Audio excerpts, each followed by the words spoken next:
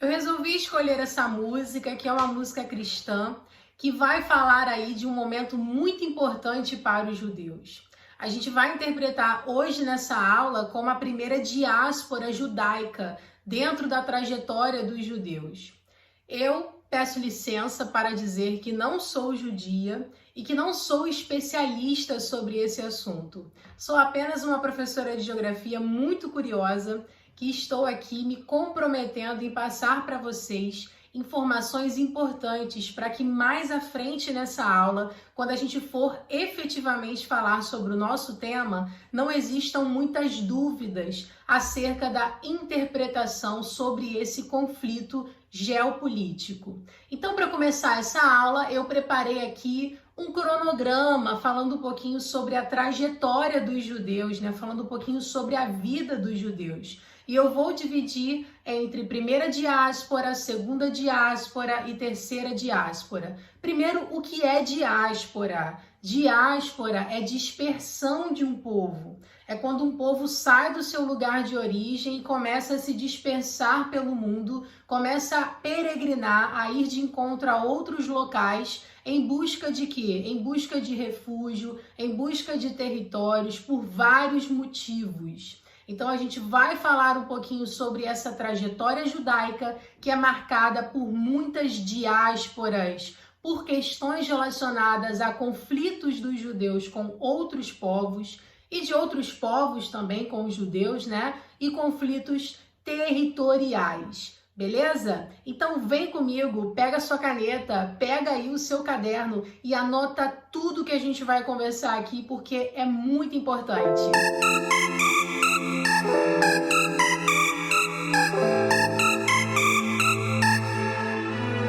Os hebreus ou os judeus são de origem semita, ou seja, eles são povos que surgiram na Ásia e que são descendentes de Noé. Bom, tiveram muitas diásporas, como eu falei, por questões relacionadas a conflitos com outros povos e a conflitos territoriais. E nós podemos citar aqui a primeira diáspora. A primeira diáspora, ela vai acontecer no fim do século 7 antes de Cristo. E antes de eu falar aí de fato dessa primeira diáspora, preste atenção numa coisa. Quando nós estamos falando do tempo antes de Cristo, ao invés da gente começar assim a falar de um tempo crescente, a gente vai decrescer. Veja bem, qual é o marco histórico? É Cristo, Antes de Cristo. Então vamos lá. 500 anos antes de Cristo e depois eu vou falar aí, de 499 anos antes de Cristo, 498 anos antes de Cristo. Então, sempre que você ler alguma coisa antes de Cristo, você vai perceber que o ano está decrescendo, tá? Porque a referência temporal é Cristo, beleza? Quando surge a vida de Jesus Cristo, nascimento, vida, morte e ressurreição, tudo que engloba aí as questões religiosas e políticas, quando a gente fala a partir de Cristo, ou seja, depois de Cristo, é comum a gente ler um termo chamado Era Normal. Agora, voltando aqui para a primeira diáspora. A primeira diáspora judaica, é claro que aqui está havendo toda uma interpretação geopolítica. Eu não sou judia, não sou professora de religião, não sou especialista em judaísmo, sou professora de geografia e estou me comprometendo em conversar com vocês alguns pontos importantes sobre a vida desse povo, sobre a trajetória desse povo sobre a terra, para que mais à frente não restem muitas dúvidas acerca desse conflito que nós vamos trabalhar aqui, que é o conflito entre Israel e Palestina, ou seja, entre judeus e árabes, beleza? Então vamos lá. No final do século 7 a.C., ocorre aí a primeira diáspora dos judeus. A gente pode falar um pouquinho a respeito de um êxodo, podemos falar também sobre migração, mas é fato que essa migração, essa saída da região que eles chamavam de Canaã, né, que hoje a gente chama de Palestina histórica, Palestina e Israel, os arredores ali de Jerusalém, os judeus eles saem dessa região por conta de uma grande fome ocasionada por um grande período de seca. E eles se direcionam ao Egito. Lá no Egito, quem governava era José, filho de Jacó. Você já deve ter ouvido falar, né, para quem lê a Bíblia, para quem lê a Torá, já deve ter ouvido falar em Jacó. Jacó, ele é filho de Isaac. Isaac é filho de Abraão. Lembra de Abraão, que teve a promessa de que seria ali o pai de uma grande comunidade de pessoas, que teria sua descendência muito próspera. Então Isaac era o filho da promessa, né? Que é toda uma questão religiosa que envolve, que vocês podem pesquisar na Bíblia Sagrada e também na Torá. Então, quando Abraão tem Isaac, Isaac obviamente vai crescer e vai ter os seus filhos. E Jacó era filho de Isaac. Existe até uma passagem bíblica também que Jacó segurou ali o anjo pedindo perdão, pedindo para Deus mudar a vida dele. E aí Deus fala, né, através desse anjo que, beleza, eu vou mudar a tua vida, vou mudar o teu nome. A partir de hoje você não é mais Jacó, você é Israel. E Jacó vai ter muitos filhos, né? E esses filhos de Jacó são 12 filhos. E cada filho de Jacó vai governar uma tribo judaica. Então veja bem, Jacó vira Israel, né? Que tem 12 filhos e cada um desses filhos irão governar uma tribo judaica. Um desses filhos de Jacó era José e ele governava essa região do Egito. Só que quando José morreu, quem governou a região foram os faraós. Foi passando, né, de faraó para faraó. E os faraós, quando olharam para os israelitas e viam que era uma população que crescia cada vez mais, eles resolveram dar um basta nisso, escravizando esse povo. Então, os judeus, né, o povo hebreu, foi escravizado no Egito durante muitos e muitos anos. Essa música que eu coloquei para vocês no início da aula, ela relata exatamente isso. Inclusive, o profeta Moisés, que se levanta, né, que vai ali, organiza essas pessoas, fala para elas que elas precisam sair dali, que existe um lugar que foi separado para elas, que não é aquele lugar da escravidão, do sofrimento. Moisés, que foi uma figura religiosa, mas que também podemos interpretar como uma figura política que organiza um povo disposto a resistir uma dada realidade de sofrimento, essa população hebraica, judia, sai da região do Egito e começa a peregrinar, indo ali pela península do Sinai, né, peregrinando por toda aquela região, até que eles chegam aonde? Em Jerusalém, né? Aquilo que a região que eles chamam de terra prometida. Afinal de contas, já era a terra deles, né? O território deles, que eles tiveram que abandonar por questões relacionadas à seca e à fome. Quando eles chegam em Canaã, na Nova Canaã, né, lá em Jerusalém, aos arredores de Jerusalém, quem está governando é o rei Saul. Quando o rei Saul morre, ele é sucedido pelo rei Davi, que foi um rei muito importante. E aí nós já estamos no ano 1000 antes de Cristo. O rei Davi, ele faz uma decisão muito importante para os judeus, que é colocar Jerusalém como capital, né? A cidade ali, a capital da região de Canaã. E isso é muito marcante para os judeus. Foi um rei muito importante para esse povo.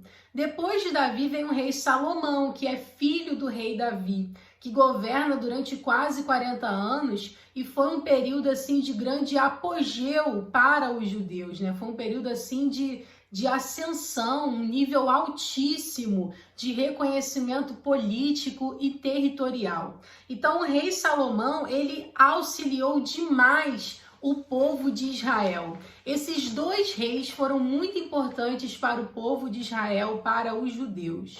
A segunda diáspora, né, a segunda dispersão desse povo pelo mundo, vai acontecer em 586 a.C., tá? Porque o rei Nabucodonosor II invade Jerusalém, destrói o templo e faz o que com os judeus? Escraviza os judeus por 50 anos, que é o que a Bíblia Sagrada e a Torá chama de cativeiro babilônico. Os judeus, durante esse período de 50 anos, não poderiam cultuar o Deus deles, teria que reconhecer os deuses babilônicos, né, que no caso eram as estátuas de prata, de bronze. Eles tinham que reconhecer aquelas estátuas como se fosse ali um culto, né, a uma fé que não era deles. Então eles foram perseguidos, eles foram humilhados, eles foram escravizados e massacrados durante 50 anos na Babilônia. Aí, com a dominação dos persas na Babilônia, ocorre a libertação dos judeus. E os judeus retornam para a mesma região, né, de pertencimento deles, constrói de novo o seu templo. Só que nessas idas e vindas, essa região que hoje chamamos de Palestina histórica, vai tendo ali a ocupação de vários povos, né? A gente pode citar os assírios, os gregos, os persas e os romanos, que é um povo muito importante, que a gente vai perceber ao longo dessa aula o quanto que esse povo é importante, o quanto que foi conflituoso o convívio entre os judeus e os romanos. Não só entre os judeus e os romanos, né? Sem querer colocar a culpa em ninguém, até porque a gente está aqui com o intuito de estudar e não de usar aí o juízo de valor, mas a gente está falando de povos que são muito diferentes entre si.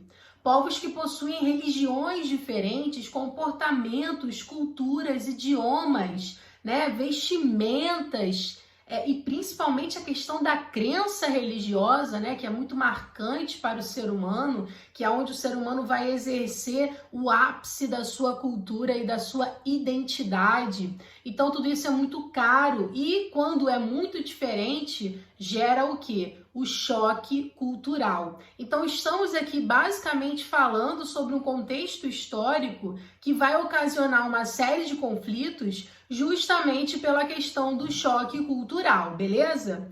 Então a terceira diáspora, a terceira dispersão do povo judeu, ela vai ocorrer no ano de 63 a.C., ou seja, aí já muito próximo, né, do nascimento, vida e morte de Jesus Cristo. Essa região, nesse ano, no ano de 63 a.C., ela é dominada pelos romanos e os judeus, eles se revoltam inúmeras vezes contra o povo romano, né? Porque o povo romano, eles decidem controlar aquela região ali e aí diz que, olha, eu vou controlar aqui, eu sou um governo estrangeiro, vocês podem ter a liberdade política de vocês, a liberdade religiosa de vocês, mas era tudo mentira. Os hebreus, né, os judeus eram perseguidos, eles não poderiam ali cultuar, né, o seu Deus, ter ali todo o seu estabelecimento ali religioso, né, a sua liturgia sagrada. Era muito complicado para os judeus, sempre foi, né, ao longo da história. E com os romanos não foi diferente. Então, vários conflitos ocorreram entre os romanos. E os judeus resistiram bravamente muitas vezes contra muitas decisões arbitrárias dos romanos contra os judeus, né? E após a vida de Jesus Cristo, os cristãos começaram a ser perseguidos e mortos naquela região. Porque assim, quando Jesus Cristo nasce, cresce, começa a se estabelecer como uma figura religiosa, né? Como uma figura também política, histórica que ele hoje é, né? Até hoje, uma figura muito importante, historicamente falando, politicamente falando, e para muitas religiões. Quando Jesus surge naquela região, as pessoas elas ficam encantadas por ele e outras começam a achar a conduta dele incorreta, a conduta dele errada e muitos julgam ele como charlatão. Então, aquela região, naquele momento, né, do ano de 63 a.C. até o surgimento de Cristo, naquele momento, existiam vários povos de várias religiões, como eu falei, persas, gregos, romanos, assírios, judeus. Então, tinham várias religiões, várias culturas, várias etnias atuando naquele lugar. E os judeus, eles tinham ali já uma postura de grande importância política, né? Um povo que estava ali se restabelecendo naquela região. Então, uma boa parte dos judeus não acreditaram que Jesus Cristo era o profeta que eles estavam aguardando, né? Dentro dos escritos das profecias sagradas. E outras pessoas acreditaram. Essas pessoas que acreditaram viraram super fãs assim de Jesus Cristo. Só que para o governo romano se converter demorou muito tempo. Isso foi ocorrer no ano de 313 com Constantino I, que proclamou a liberdade religiosa naquela região e disse o seguinte: um Deus no céu e um imperador na terra. Constantino I, ele usou isso em favor dele, para que ele fosse ali reconhecido politicamente naquela região. Isso a geopolítica vai dizer, teóricos vão dizer, né? Mas a religião católica vai apostar que Constantino foi convertido ao cristianismo por intermédio da mãe dele, que hoje foi, proclamada, hoje em dia é proclamada santa da Igreja Católica, que foi a Santa Helena.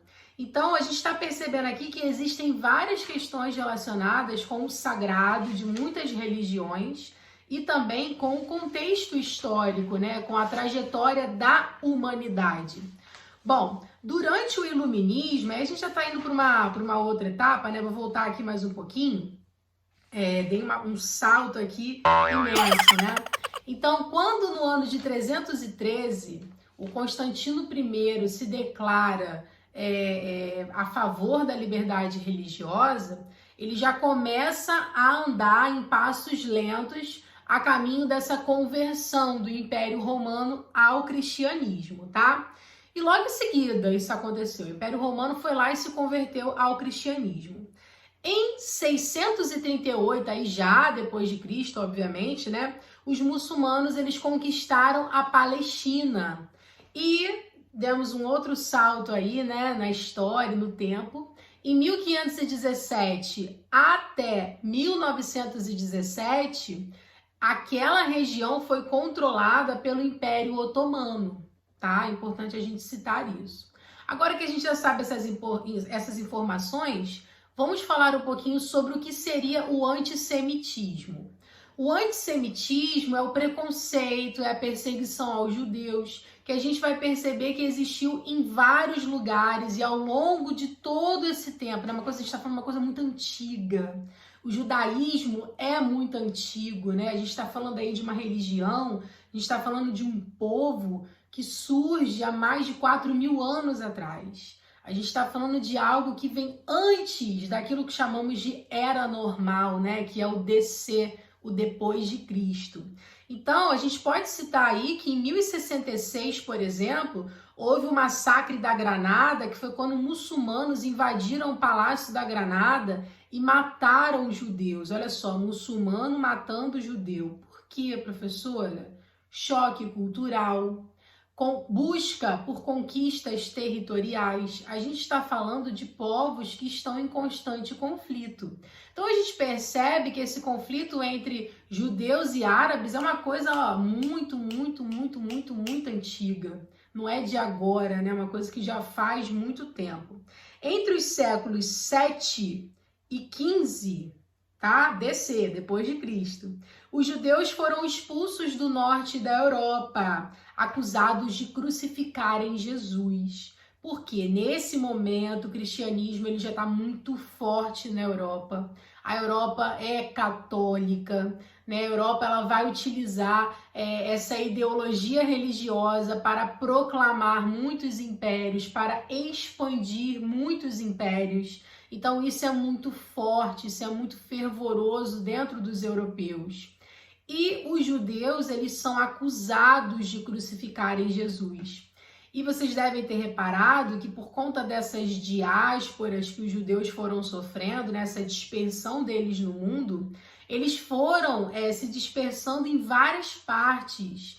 Teve judeu na Rússia, como tem até hoje, né? Na Europa, na América, na Ásia. Então eles foram se dispersando, né? Eles foram se espalhando por várias partes do mundo. Por quê? Porque se tornaram povos apátrios, um povo sem território. Então isso foi também deixando os judeus numa condição de minoria, numa condição de vulnerabilidade. Isso vai ancorar, isso vai ser um volante para que vários massacres ocorram, várias perseguições ocorram com esse povo, tá? E eles enfrentaram vários massacres na Europa, tá? Na Alemanha, na Inglaterra, na França, na Espanha. Foi aí que em 1492 eles foram expulsos desses países. Em 1506 teve um massacre em Lisboa. E os judeus migraram então para a Europa Oriental, porque eles perceberam que ali naquela região não daria para eles viverem, né? O antissemitismo, que ainda não recebia esse nome, porque o nome antissemitismo, ele vai surgir em meados do século XIX. Mas o preconceito, a perseguição aos judeus, ou seja, o antissemitismo, a prática do antissemitismo, ela é muito antiga. A gente vai classificar no século XIX, mas ela existe há muitos e muitos anos, como vocês estão percebendo aqui. Durante o Iluminismo, as coisas ficam mais tranquilas para os judeus na Europa. Por quê? Os judeus produziam ideias, né? Então, essa queda aí da Idade Média, né? Essa saída da Idade Média para o Iluminismo também, amplia muito a cabecinha das pessoas, né? Para essa questão das ideias, e os judeus eles vão protagonizar isso. Bom, falando um pouquinho sobre o sionismo, né? Para a gente começar a nossa aula propriamente dita.